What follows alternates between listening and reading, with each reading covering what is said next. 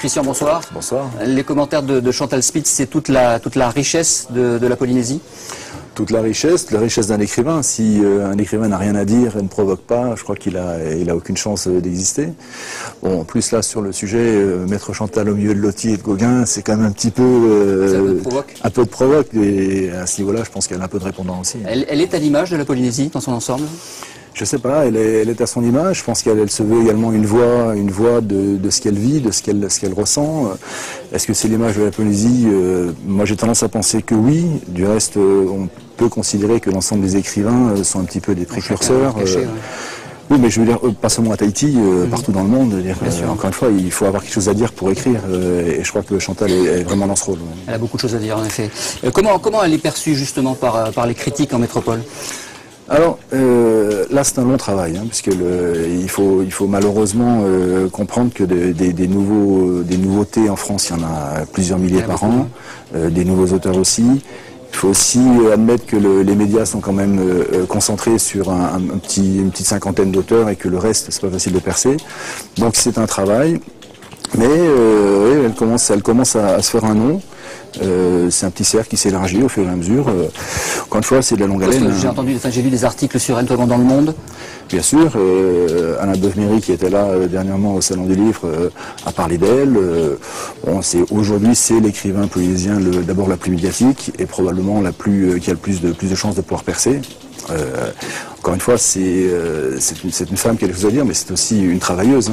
Elle le dit dans le sujet. Elle travaille depuis très longtemps, depuis tout le temps, parce que l'écriture, c'est aussi du travail. Et je crois que c'est quelque chose que Chantal a compris. Du reste, à lire son dernier roman, Elle, Terre d'enfance, roman à 2 ans, qu'on comprend tout le travail, cette recherche dans le mot, dans le vocabulaire. Donc, ouais, moi, je pense que Chantal, c'est probablement l'écrivain tahitienne qui percevra le plus vite. Alors justement, il y a d'autres auteurs comme elle qui sont prometteurs dans l'édition.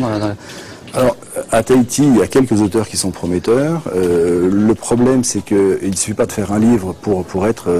on peut être prometteur sur un livre, après il faut assurer derrière, quoi. Donc, et pour l'instant, il n'y a pas tant d'auteurs que ça qui ont travaillé dans le temps. Chantal, je crois que L'île des rêves écrasés, première édition, c'est 90, ça fait 20 ans. Donc voilà, c'est 20 ans de travail derrière. De longue haleine. De longue haleine. Donc, un travail sur le style. Sur le style, c'est du travail. Là, c'est vraiment dans le côté laborieux de l'écriture. Alors qu'il y a d'autres auteurs qui sont prometteurs. Encore faut-il qu'ils confirment les promesses. Il y en a, assurément. Du reste, depuis pas mal de temps, depuis en fait la création du bulletin de littéralement que Chantal a créé avec Flora, avec d'autres, on sent qu'il y a une émergence, qu'il y a une volonté d'écrire. Donc voilà, c'est du travail. On reste encore un petit peu, en particulier au niveau de nos gouvernants, inscrits dans une espèce d'aberration, comme quoi le Tahiti est une société orale, que les gens n'écrivent pas. Ça, c'est à mon avis, c'est quelque chose qu'il faut pour tout oublier. On aime écrire en Polynésie. On aime écrire comme partout. Et on aime lire, et on le voit d'ailleurs avec le salon du livre, où les gens sont de plus en plus nombreux à acheter, à venir, à discuter. On est d'accord, ça c'est quelque chose qui est du reste un point très positif qu'on vient de vivre au salon, donc au 11e salon du livre de Tahiti, avec une vraie appétence pour la littérature. Donc les gens au début achetaient un livre un petit peu comme ça, parce qu'ils la connaissent, etc. Je parle de Chantal ou d'autres. Et puis à force, ils s'aperçoivent que il y a un vrai travail, il y a de la lecture. Donc l'idée, c'est pas de faire que les gens d'ici ne lisent que des livres de Tahiti ou que des livres du Pacifique, puisque au vent des îles, nous on s'est lingé sur le Pacifique, sur la région, puisqu'on a quand même des gros auteurs, pas seulement en termes de volume, du Pacifique. Je pense à Witi Himaira, je pense à Patricia Gray, Sam Bervengt, mais ils ont des choses à dire. Donc je pense que pour tous les lecteurs, c'est bien de lire Stieg Larsson ou Camilla Lackberg, c'est bien de lire Tom Robbins, c'est bien aussi de lire de temps en temps un livre du Pacifique. Alors justement, le Salon du Livre, c'était le 11e du genre en début il y a quelques mois là. Ça évolue comment, ce Salon du Livre? Je trouve que ça évolue lentement, mais tout à fait sûrement. Le seul point sur lequel on n'a pas encore franchi le cap, c'est la présence des politiques. Visiblement, il vaut mieux faire dans l'agriculture que dans la culture pour pour déclencher un intérêt. Les temps sont durs quand on est en pleine crise, et c'est vrai que la culture, ça passe toujours en second quand on a du mal à manger. Je sais pas, ça c'est une vraie question. Je regarde sur les voisins francophones du Pacifique, la nouvelle, alors ça nourrit peut-être pas, mais en tout cas ça nourrit l'esprit. La Nouvelle-Calédonie, la culture, c'est au préambule des accords de Matignon. Et ça me paraît quand même une décision sage de l'avenir, quel qu'il soit, sans vouloir préjuger du devenir institutionnel de la Polynésie. Je crois qu'à un moment, il va falloir se recentrer sur des vraies valeurs, parce que tout n'est pas une histoire que d'économie. À un moment, il faut aussi que les gens aient un développement personnel. Qu'ils s'accomplissent, bien sûr, mais non seulement à l'échelle humaine, mais aussi à l'échelle de la personne, mais aussi à l'échelle de la société. C'est très important. Je crois qu'il y a un chiffre qui est indiscutable. On compte, je crois, une vingtaine de bibliothèques en Nouvelle-Calédonie. Ici, que 2, il me semble. 2, oui. C'est révélateur. C'est révélateur. Alors là, on dépasse un peu le cadre de l'édition, mais par contre, moi, c'est un secteur sur lequel, à mon avis, il y a un gros effort à faire, c'est la lecture publique. Effectivement, en Nouvelle-Calédonie, encore une fois, fort d'avoir positionné la culture sur la base du développement.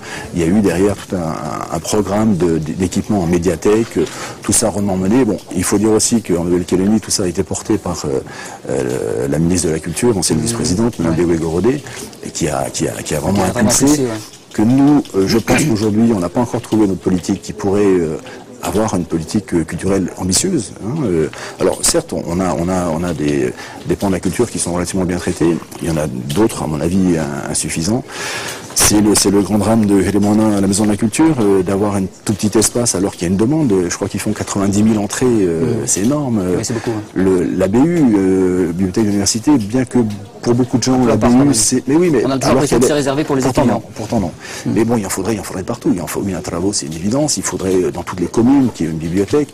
Et c'est quelque chose que moi, j'arrive pas à comprendre, parce que en tant que maire, c'est quand même une réalité électorale. Et moi, je connais pas une seule maman qui a pas envie que ses enfants lisent et que ses enfants se développent. Je veux dire, il me semble.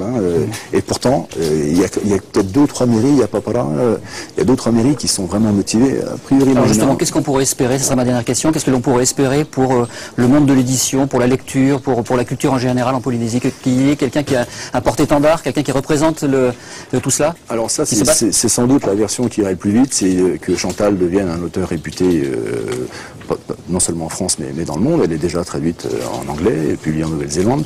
Donc ça, effectivement, ce serait plus simple. D'un autre côté, je crois qu'il faut aussi prendre le problème à la base. Il faut se mettre dans l'idée qu'il faut développer la lecture publique. Et derrière, tout suivra.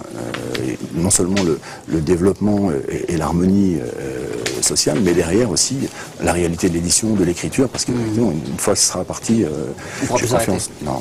Voilà, Christian, ça sera le mot de la fin. Merci. Polynésie, c'est à présent terminé. Merci de votre fidélité. On se retrouve le mois prochain. Merci, au revoir.